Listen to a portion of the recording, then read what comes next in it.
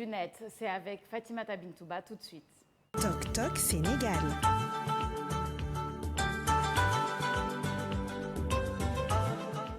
xibaar yi gën a fës ci internet bi ñu wax ci ànd justement avec Fatimata Bintouba, l'amie des internautes. Bonjour Fatima. Bonjour Sophia Ba, bonjour à nos téléspectateurs et internautes d'ITV. Alors Fatima, tey ñoo ko waxtaanee li nga xamante ni ça fait la une de tous les journaux samedi en cas de violence fële ci Mbour marché Mbour foofu nga xamante ni benn individu un récidiviste d'ailleurs moo introduire foofu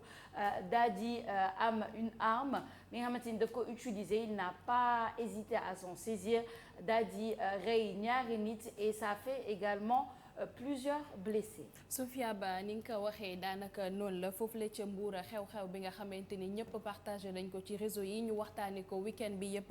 dañ koy dooree ak ñi nga xamante ni ñooy waa E-Media daal di joxe li nga xamante ni mooy information bi un gang ouvre le feu au centre-ville foofu la ca Mbuur la daal di xewee Seneweb nag gën na ñëw ci détail bi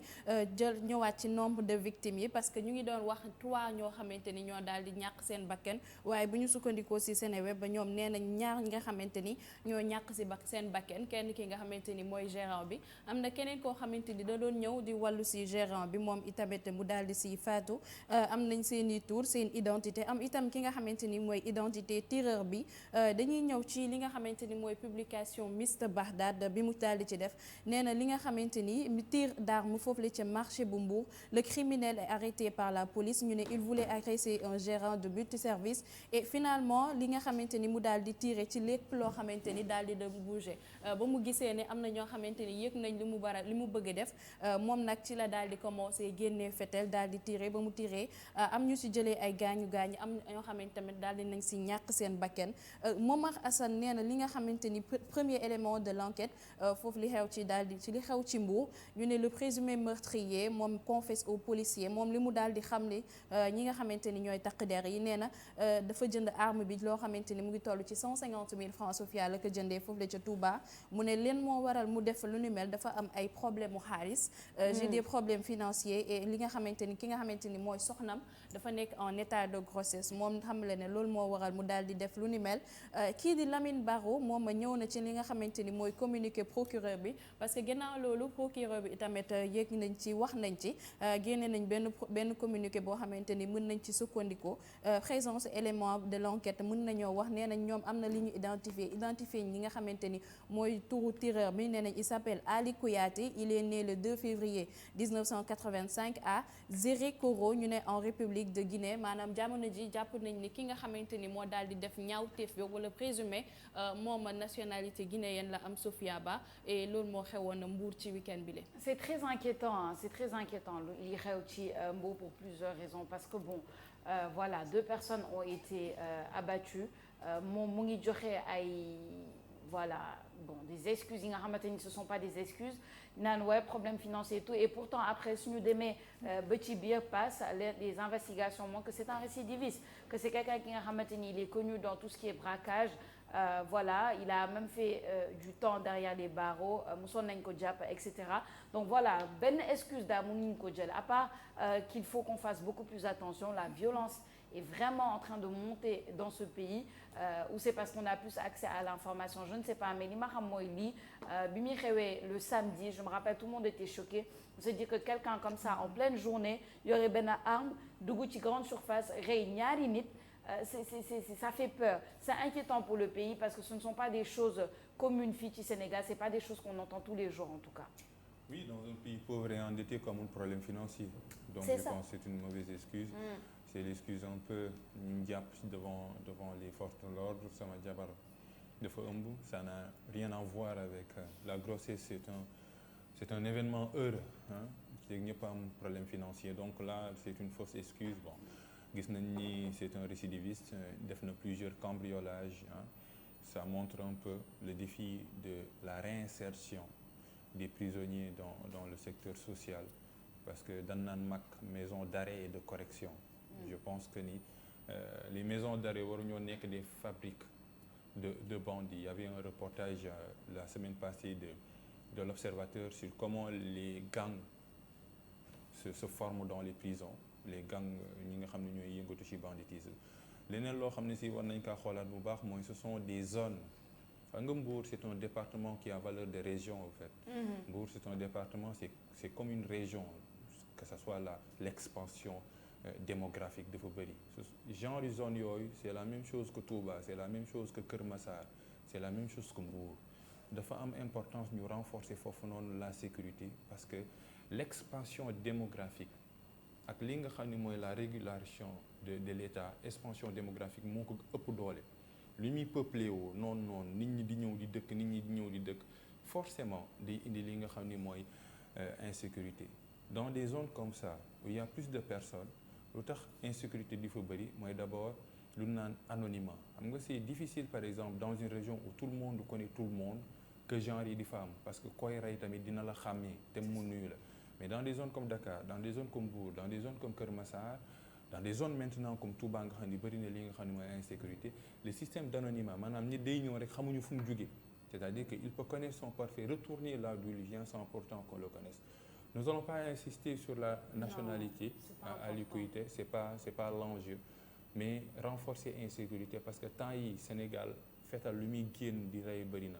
Il y avait un peu ces gangs là nga xam ne ñoo demoon Diamniadio, c'est comme Hollywood di génni di dóor bal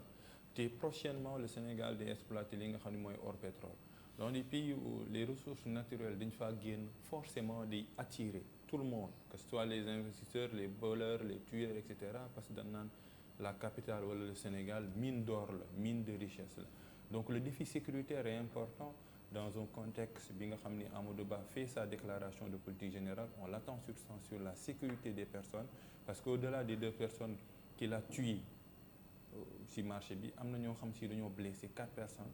Ces niveaux de blessure mën naa tax ba seen àdduna daal di soppeeku parce que bal moom soo ko jëlee xamoo fan la xamoo noo ci génni est-ce que dañ ci génnee handicap soo amee handicap sa liggéey mën naa yàqu nga finir par la déchéance. On ne le souhaite pas mais nous présentons nos condoléances aux victimes, ces 2 victimes-là, et nous souhaitons un prompt rétablissement aux blessés. D'insister sur la sécurité, On a créé des agents de sécurité de proximité, mais la sécurité de proximité reste encore un problème. Personne n'est en sécurité dans ces zones-là yi nga xam ni expansion démographique bi roule à vive allure. Touba, Mbour, Kër Massar, Dakar, c'est énorme. Et ça sert de terreau un peu au banditisme. Un enjeu extrêmement important par rapport au collègue pour une sécurité à travers le monde et le Sénégal n'est pas exempté de ça. Oui, on espère effectivement que le Premier ministre Amadou Ba forcément dina ci wax dans sa déclaration de politique générale tout à l'heure. Man mu nekk loo xamante ni je me pose la question qu'est-ce qu'il faut faire dans un pays comme tu dis pauvre et endetté. On se rend compte que wax nañ ko ça fait 1 an qu'on le dit, peut-être même plus d'1 an qu'on dit que voilà situation bi day gën di metti, situation bi dafa gën a compliqué. Pourquoi? Parce que voilà, les gens n'ont pas les moyens, les gens finalement utilisent la force pour se nourrir ou voilà, donne ce genre d'excuses. Moi, je pense qu'il y a beaucoup de questions sur lesquelles il faut qu'on se penche. Par exemple, le permis de port d'armes au Sénégal. Pourquoi est-ce que c'est si facile d'avoir accès à une arme au Sénégal? Man, de plus en plus de may dégg voilà, telle personne était armée, telle personne, etc. Et ce sont des armes, voilà, des armes à feu. Ce ne sont pas des armes, l'État sont des armes à feu. Loolu, il faut que ñu xoolaat ko. Comment est-ce que ces armes circulent? La circulation des armes dans le pays. Voilà, quelqu'un qui nga xamante ni il est récidiviste. Est-ce que war nañ ko bàyyi noonu comme ça? Est-ce qu'il n'avait pas besoin, je sais pas, peut-être qu'il a purgé sa peine, mais quand même ñu xool un récidiviste comme ça, quelqu'un qui a l'habitude de faire des braquages et tout, ñu suivre ko ba xam qu'est-ce qui se passe? Je pense que loolu yëpp war nañ ko xoolaat bu baax a baax et je n'ai pas aimé le fait qu'on mette l'accent justement sur peut-être sa nationalité parce que voilà, pour moi ça n'a aucune espèce d'importance, qu'il soit guinéen, qu'il soit togolais, qu'il soit etc. Ça n'a aucune espèce d'importance. L'important c'est que ça s'est passé en territoire sénégalais, c'est un problème sénégalais. Ñaari sénégalais ñoo ci ñàkk seen bakkan, beaucoup de familles sont affectées, tout le territoire de Mbour et tout le territoire du Sénégal est affecté. Donc je pense que les mesures doivent suivre, Fatima. Sophia, li nga wax loolu la par rapport ak port d'arme parce que moom bu fekkee gis nga li mu wax agent yi moom nee na leen 150 000 francs la jëndee arme bi donc man damay dégg souvent li nga xamante ni mooy pour nga amee arme à feu am na yu critères yu bëri yoo xamante ni war nga ko remplir mais bu fekkee da nga ko jëndee ci marché noir donc je suppose que yenn yi bëri yoo xam ne da ngay ñëw rek peut-être joxe sa xaalis ñu jox la ko loolu mooy waral ñu bëri ngay gis ñuy circuler ak arme te lii nii xew sentiment bu bëri lan la animé boo xoolee réaction yi ku nekk dafay wax tey nag jot na may doxantoog arme parce que da ngay gis commerce ku am commerce bu ndaw sax butigam dina ci yore benn arme à feu wala mu yore ci li nga xamante ni mooy arme blanche donc souvent dañoo gën a war a insister ci sécurité parce que boo seetloo événement yi genre yi fan lay gën a xewee soit ci marché ci ay garage clando foo xamante ni nit ñi dañ fay dajaloo te pourtant nit ñi fu ñuy dajaloo foofu la ñu gën a war a insister ci sécurité bi mais c'est le contraire nga fay seetlu boo demee ci garage foofu ngay gis que insécurité bi foofu lay gën a bëri nit ñi foofu la ñuy fréquenter ndax foofu ngay dem ñu sàcc sa yenn alal foofu ngay dem ñu sàcc sa téléphone vol téléphone yi fan lay gën a bëri ci marché yi booy dem marché mënoo sax yóbbu loo xamante ni sa bien boo xamante ni da nga ko bëgg da ngay soit da ngay obligé nëbbu ko wala denc ko am ñoo xamante ni mënoo doxantoog moom donc bu fekkee nit ñi fu ñuy dajaloo Sofia ba ci marché nga xamante ni ñëpp a koy fréquenté xale mag insécurité bi am ci tey jii bu fekkoon yow bëgg nga investir ci marché sax naka ngay def parce que yaa ngi xalaat li nga xamante ni mooy sa sécurité yaa ngi xalaat li ngay investir est-ce que itam doo ñëw nga tëj nga ñëw fekk ñu dindil la ko donc risque yu bëri yoo xamante ni mu ngi ci te dafa metti lool itam boo gisee après population foofu la ca Mbuur naka la ñuy réagir parce que bu fekkul woon police waa ji nga xamante ni dañ kaa naroon a faat il a fallu que ñu sauver ko jim kaa évacuer yóbbu ko ci poste de police bi pour nga xamante ni duñ ko def leen parce que déjà amoon na ay manifestations yu fa commencé woon. C'est ça. Je pense que c'est quelque chose de très très compliqué et c'est un enjeu important à avoir comme ni nga ko décortiqué nii Fatima et d'ailleurs dañu daal di jàll justement sur toujours des cas de violence cette fois-ci c'était au stade Iba Mar Diop et ça a même été la cause d'arrêt du match. Sofia ni ko waxee noonu li nga xamante ni daaw nemmeeku woon nañ ko mu nekkoon ci diggante match Pikine ak Jaraaf démb tamit loolu moo xewaatoon foofu la Wii Sport lañ koy dooree nee nañ ligue un bagarre éclate entre ñi nga xamante ni mooy les supporters AS Jaraaf ak supporters Pikine nee na le match Jaraaf AS Pikine finalement a été arrêté lan moo waral ñu daal di ko arrêté xeex boo xamante ni door nañ ci niñ ko waxee ñaar diggante ak ñaari camp yi seen supporters yi force de l'ordre yi dugg ci ñuy sànni ay grenades lacrymogènes ci lañ daal di arrêté match bi nee nañ li nga xamante ni mooy match bi AS Jaraaf moo mënee woon waa Pikine 1-0 ñoom nag si lañ commencé wax waa Pikine si lañ commencé wax arbitre bi ni muy def am na yenn parparloo yu si am si lañ daal di ni ñuy woowee yàq match bi xeex am fa mu jur fa li nga xamante ni mooy gis nañ fa cas de violence ñu seetlu policiers yi di sànni ay grenades lacrymogènes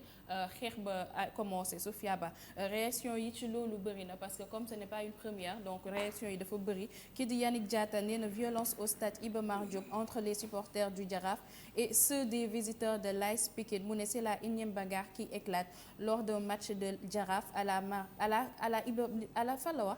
Mar Diop Iba Mar Diop peut-être la bëggoon wax mu ne c'est ainsi qu'on compte développer notre championnat local. gis nañ li nga xamante ni toogoon nañ fi benn écho du net doon wax ci violence yi nga xamante ni dafay am ci sport bi surtout li nga xamante ni mooy championnat local bi gannaaw bi nga xamante dañ ko bëgg développer donc buñ ci seetloo yenn yoo xamante ni c'est un peu négatif donc da leen di metti lool déjà am na ñu bëri ñoo xamante ni démb defoon nañ déplacement bi pour seetaani match bi parce que appel boo xamante ni supporters yi ak ñëpp ñoo xamante ni dañuy amateur foot local bi championnat bi ni ñu ko bëgg doolelee donc bu ñu demee gis ci yenn yoo xamante ni dafay xew soit ñoom du ñu bëgg dem wala dañuy toogaat def li nga xamante ni moo doon daal de ba nit ñi toogaat di wax appel pour nit ñi di ñëw seetaan si alors que cas yi la ñuy seetlu souvent am na benn vidéo boo xamante ni buñ ko mënee seetaan rek ñëwaat fii ci plateau bi. acca Mass ñu xool vidéo bi ñëwaat.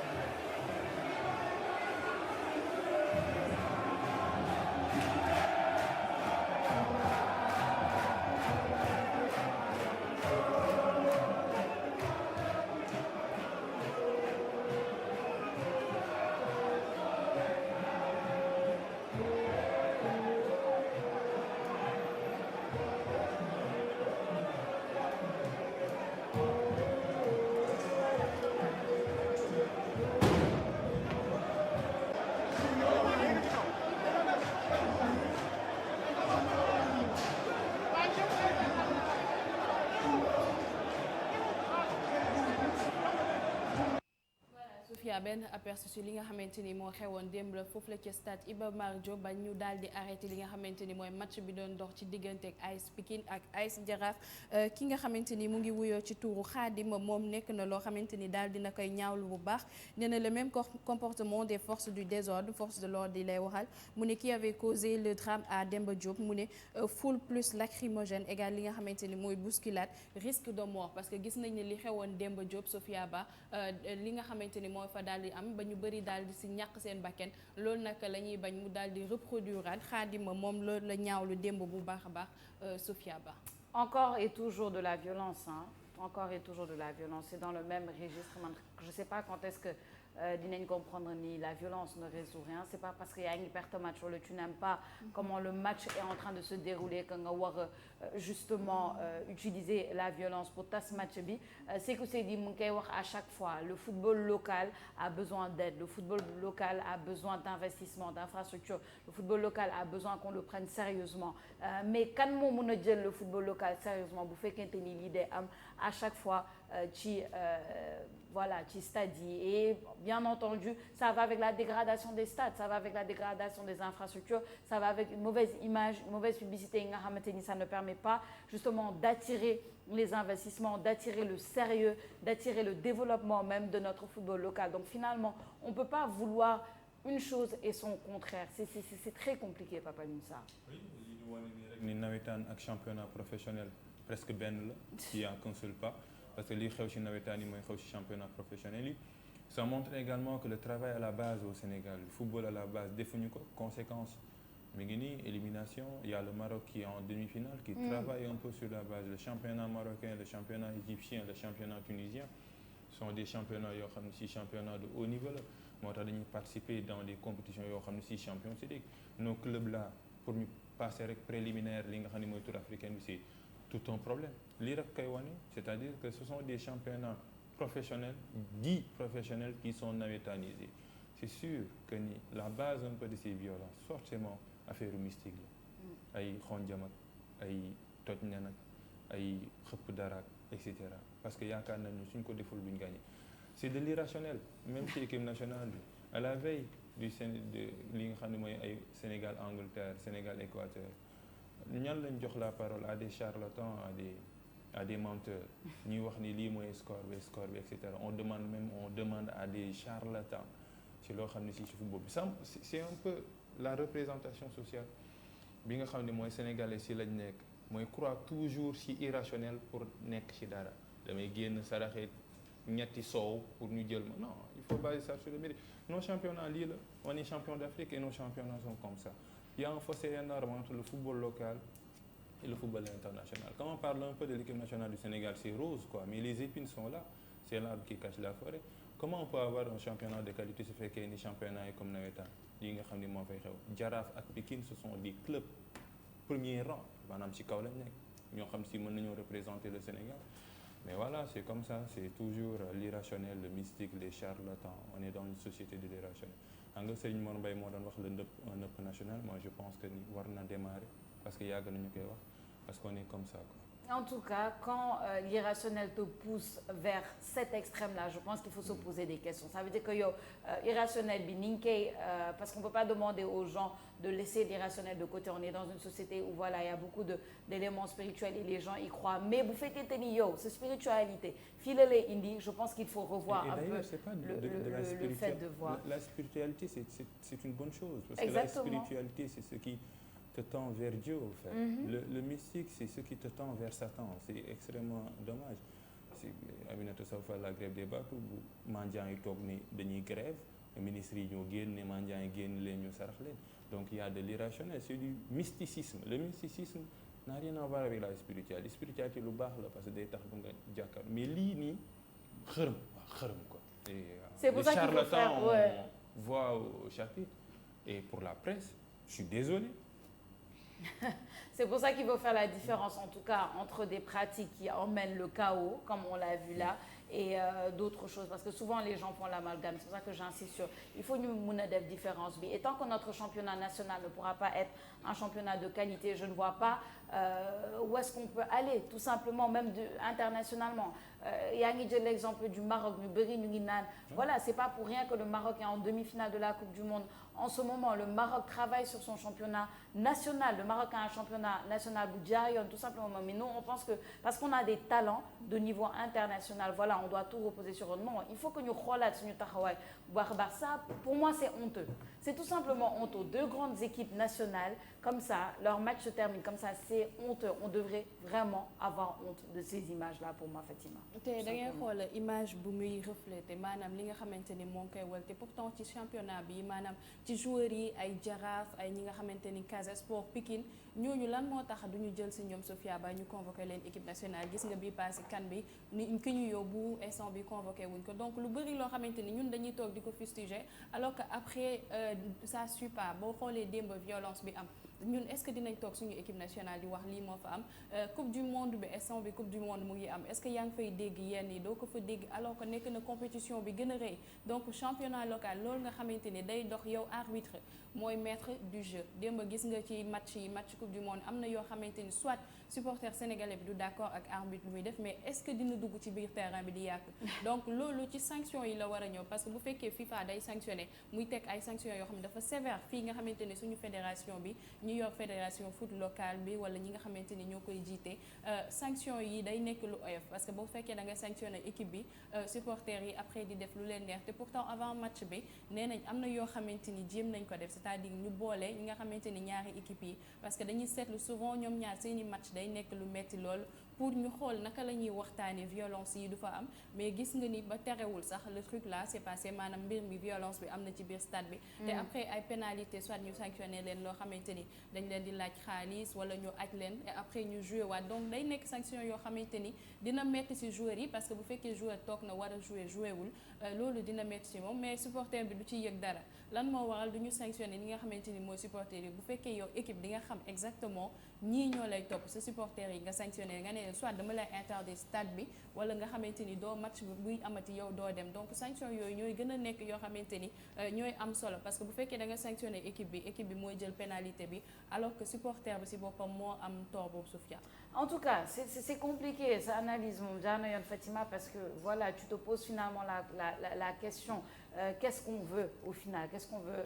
récolter. Qu'est-ce qu'on veut récolter? Ça permet de faire la transition vers un troisième sujet aussi pénible parce que tey moom Écho du Net ay sujets yu pénible rek la ñuy wax mais il faut bien qu'on parle de ce qui se passe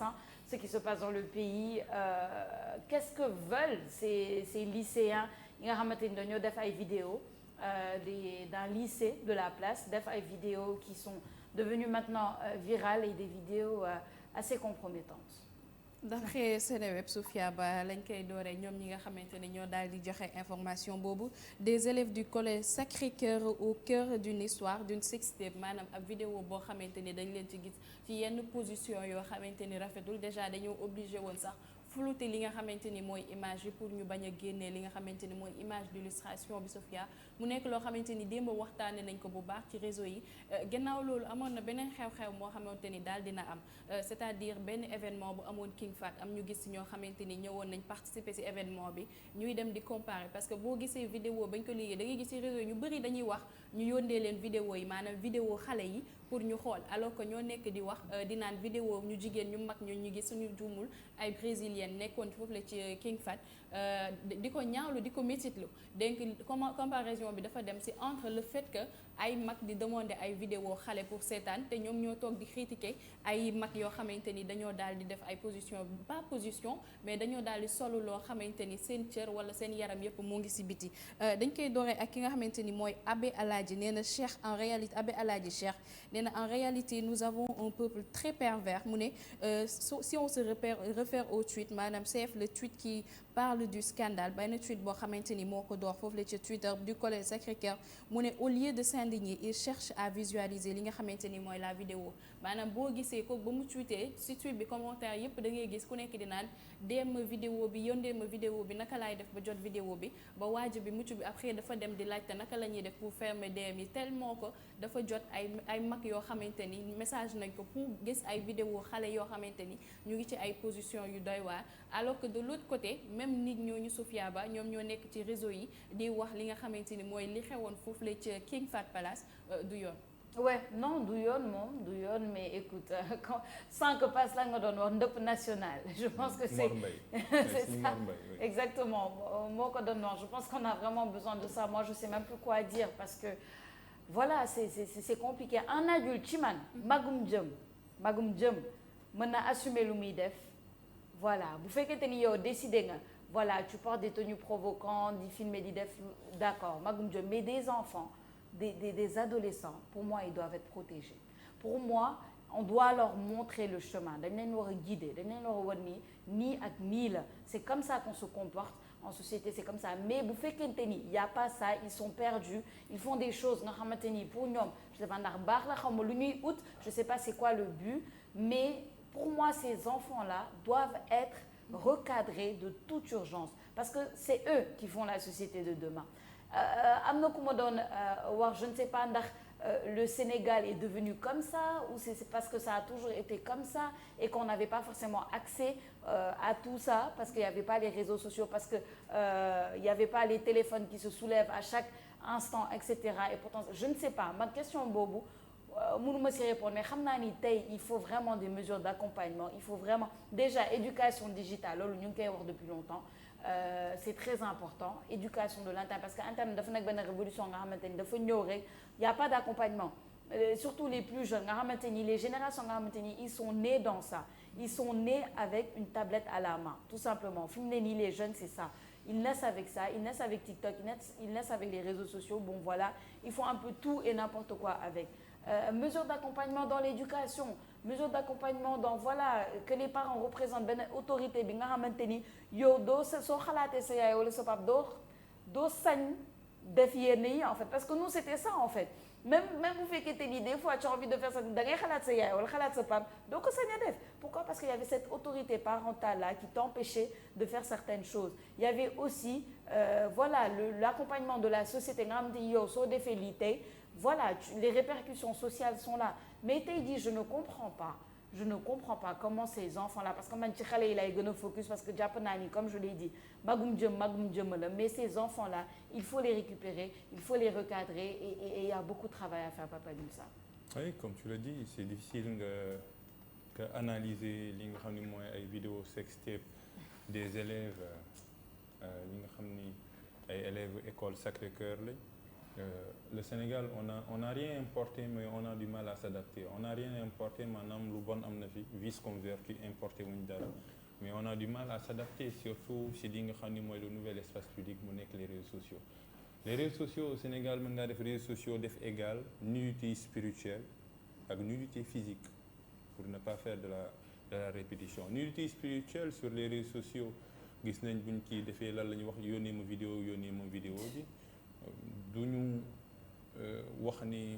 par exemple lii ñaaw na mais dañuy bànneexu ci vidéo xale yi c'est-à-dire si on peut le dire comme ça mais c'est comme ça peut-être sextape ñoom lañ def mais am na yenn plateforme yoo xam ne si soo ci gis ay xale yu ndaw li ñuy def c'est pas loin sextape TikTok par exemple nit ñi simmeeku xale bu jigéen bu simmeeku pour wut ay abonné rek abonné mooy kenn rek ne tak bés jaral na la nga def yenn position compromettante yoo xam ne si dañ koy exposer parfois même au vu de leurs parents yi nga xam ne ñi ngi à côté c'est dommage yaa ngi doon wax léegi c'est l'éducation mais l'éducation téléphone mënu ko remplacer li nga xam ne mooy télé mënu ko remplacer malheureusement ce sont ces enfants-là peut-être elles sont autant coupables que victimes moom la quoi elles sont coupables parce que waruñu leen a nëbb ndaxte soo defee dara dal laa war a wan ni li nga def baaxul ba doo ko defati elles sont autant coupables que victimes également de leur environnement parce que léegi dañuy gis le processus de socialisation maintenant est virtuel ci même kër sax papa daa war a waxal doom da koy envoyer message wala mu vocal ko wala mu woo ko alors que le processus de socialisation se fait d'une manière physique. Malheureusement, quand on laisse des enfants réseaux sociaux yi nga xam ni celles et ceux qui exposent leur corps ñoo ëpp abonné ou celles et ceux qui insultent ñoom ëpp abonné élèves yi dem di fa abonné di suivre à longueur leur kii c'est pas une excuse mais c'est juste li nga xam ni mooy dalay influencer. C'est une mauvaise influence, les mauvaises et mauvais influenceurs. Résultat, dans un temple du savoir bi nga xam ni ñoom dañoo waroon toog di def ay génie en herbe lecture wax ci li nga xam ni mooy jàng parce que composition ici au mois de janvier après les fêtes de Noël ils s'exposent à des sextapes. C'est difficile de prendre le bâton pour taper parce que da nga naan ay xale lañ mais jot na aussi ñu yaraat leen ci li nga xam ni mooy réseaux sociaux. La responsabilité première à leurs parents. École, c'est l'instruction.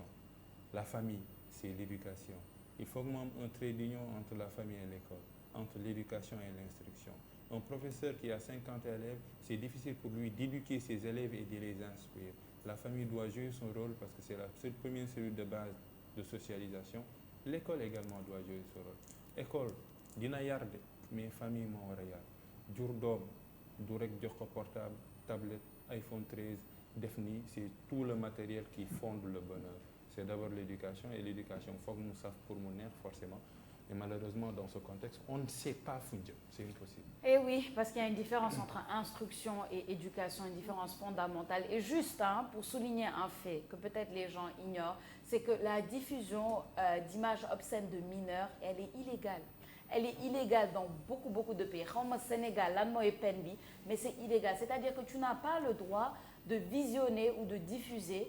Je pense que nit ñi xamuñu ko mais c'est un délit de diffuser ou de visionner des images obscènes d'enfants mineurs. Loolu c'est illégal, c'est quelque chose nga xamante ni suñu la jàppee en tout cas aux États-Unis, en France, au Canada ñu jàpp la nga def loolu, tu vas dans une liste, dans un registre de personnes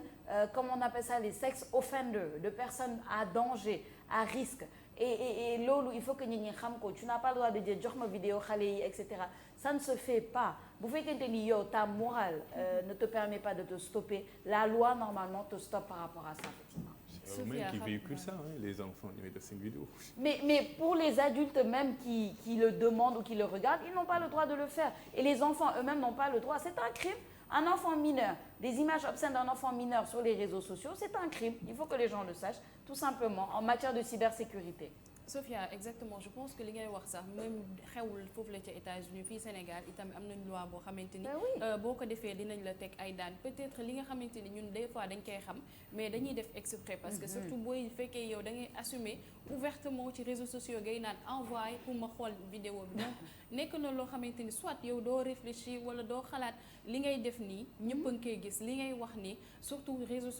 sociaux Sophia Ba ñëpp a ci nekk ñëpp a ciy am accès li ngay publier ñëpp a koy gis donc bu ñu fàtte wala bu ñu foog ne li ñuy def ci réseau yi ñun kese ñun ñi yor suñu téléphone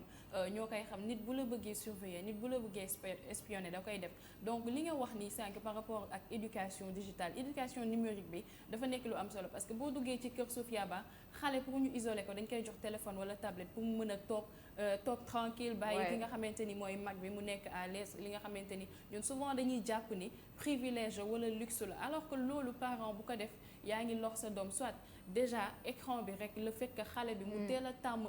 écran bi reflet yooyu mu koy def dina ko yàqal lu bëri ci bëtam dina ko yàqal itam loo xamante ni si jàng parce que dalay tayal loo xale boo nekkee xale nga war a jàng li nga xamante ni mooy coloriage nga commencé di développer yenn yi ngay nekk ci téléphone ak tablette yu bëri doo ko xam yu bëri doo ko jàng li ñuy woowee TikTok ñun Sénégal ni ñu koy utiliser Sophia moo baax ñun dañuy wax li ñuy xam li ñuy def li nga xamante ni mooy roy dàq ni ñu ko olof di waxee da ngay gis TikTok bu ñu ko doon def c'était un peu pour li nga xamante ni mooy se divertir ak ay vidéo yu ndaw short vidéo mais léegi TikTok boo si duggee da ngay gis ñi nga xamante ni ñoo ci gën a siiw ay xale lañ c'est-à-dire ñoo xamante ni entre 15 ba 20 ans sax duñ ko mat soit entre 15 16 yooyu noonu lay toll ñooñu ñooy ñi nga xamante ni ñoo leen di gën a suivre bu fekkee jigéen la da ngay gis ay góor ñoo koy gën a suivre te ay góor yoo xamante ni ay mag la ci la li nga xamante ni mooy pédophilie di daal di commencer muy daw gis nga campagne Balenciaga bi ñeneen ni ñu ko waxee alors que ñun Sénégal fii peut-être xamuñu ko wala yëguñu sax li xew donc souvent parents yi dañuy démissionner àndoon nañ fenn ñu gis benn xale bu jigéen benn comportement ma ne la au fait am na yenn yoo xamante ni parents yi ñoo ko ci bàyyi parce que bu fekkee xale tàmm na lenn li di ñëw ci kër gi am benn autorité bi xale moo am autorité ci kaw mag donc parent bu fekkee xale mooy indi xaalis parent bi yenn kàddoom dafa mën a egg surtout nga xale bi yor iPhone 13 iPhone 12 alors que yow pour nga mën a assumer dépense quotidienne bi dafa metti école je pense il y a un renversement de l'autorité au fait voilà finalement. école war na leneen luñ koy illustrer yu nekkul ay vidéo sextape yi Macky Sall le président mu ngi doon wax souvent par rapport ak encadrement régulation réseaux sociaux yi mais fii ci Sénégal dina metti lool parce que ñun suñ poids bi ñuy peser ci réseau yi maanaam ñun Sénégal mën nañ jàpp ni tolluñu sax nii ci réseau yi donc doole boobu amuñu ko pour mën a wax dañuy interdire TikTok fii ci Sénégal wala yeneen réseau yi. Et je pense même pas que c'est interdire. Non, moi je crois pas qu'on doit aller jusqu'à l'interdiction parce que TikTok aussi, il faut pas diaboliser. Il y a des choses, voilà, elles peuvent être utiles. TikTok, si c'est utilisé comme ça doit être utilisé. Le problème, c'est pas TikTok. Le problème, c'est l'utilisation et le manque d'éducation. C'est ça le problème parce qu'il y a des vidéos très informatives, par exemple sur TikTok, Instagram, il y a des gens qui travaillent avec les réseaux sociaux, qui font leur marketing, ça leur permet de vendre leurs produits. Moi, je ne suis pas contre ça, je suis désolée. C'est hypocrite de s'asseoir ici et de vouloir dire que non, on est contre les réseaux sociaux, etc. Non, il ne faut pas qu'on soit des hypocrites, il faut qu'on dise la vérité. C'est un outil très bien, un outil de communication. Loolu moo tax ñun dañuy dagg suñu extrait émission dugal ko ci réseau yi je suis désolée wala def la promotion d'événements ci réseau yi wala etc. Donc c'est une très bonne chose mais il faut que l'éducation suive. Bu fekkente ni il y a des gens qui se permettent de faire de la pédopornographie parce que c'est comme ça que ça s'appelle et je répète que c'est un crime, de la pédopornographie sur les réseaux sociaux. À ce moment-là, il faut qu'il y ait un recadrement et une éducation par rapport aux réseaux sociaux. Je pense que c'est plus de ça qu'on parle plutôt que d'interdiction parce que voilà, je ne pense pas que ça devrait aller jusque là-bas. Mais en tout cas, nañ xoolaat bu baax. Bon, c'est aussi un enjeu de taille, la cybersécurité, un enjeu nga xamante ni président Macky Sall wax na ci et tout. Donc, je pense que c'est le moment d'en parler. mi ngi noonu Fatima merci beaucoup ci xibaar yi gën a fës ci internet bi waxtaan bi amoon na solo aujourd'hui même si bon on a des sujets assez difficiles mais loolu moo xew donc il faut qu'on en parle. C'est difficile mais on n'a pas le choix. C'est ça mi ngi noonu merci et à demain Fatima. À demain Inch'Allah. Papa Noussa je te libère mais juste pour l'instant. Non mais c'est important surtout affaire école. lu ma si bëgg a dolli rek mooy affaire réadaptation ak rebaptisation. Chine par exemple la version TikTok en Chine c'est Douyin. Le Douyin les enfants âgés de 14 ans 40 minutes par jour dañ koy utiliser. Douyin dañ koy fermer de 22h à 18h et les contenus qui sont dans le Douyin ce sont des contenus éducatifs pour les enfants qui ont moins de 14 ans. C'est ça un État. Ouais, c'est ça, c'est exactement ça, un État qui gère et qui s'assure en tout cas que les enfants sont protégés et s'assure de l'importance en tout cas de la protection des jeunes parce que c'est eux qui vont faire l'État de demain. Mi ngi noonu. Chers téléspectateurs, on va observer une petite pause après ñu soog a ñëwaat ci seen deuxième partie matinale Tok Tok Sénégal ak xibaar yi ci kàllaama wolof avec Momodou Sy et ensuite di gën a fës ci xëtu yëglekaay yi ak Mohamed Kandji. On va s'arrêter là pour votre matinale aujourd'hui. Pourquoi? Parce qu'à partir de 9h précises, il y aura cette édition spéciale présentée par Aminata Ndonka et Pape Alioune Sarr et leurs invités. Édition spéciale, bien entendu, le prétexte c'est là, c'est bien entendu. Voilà, la DPG, merci Pape Alioune Sarr, la DPG, la déclaration de politique générale du Premier ministre Amadou Ba qui sera à l'Assemblée nationale. Nous serons en direct, ou plutôt Pape Alioune Sarr et Aminata Ndonka seront en direct avec leurs invités, Ibra Ning, porte-parole du parti Awalé et un membre de Benno Bokk Yakaar. Et voilà.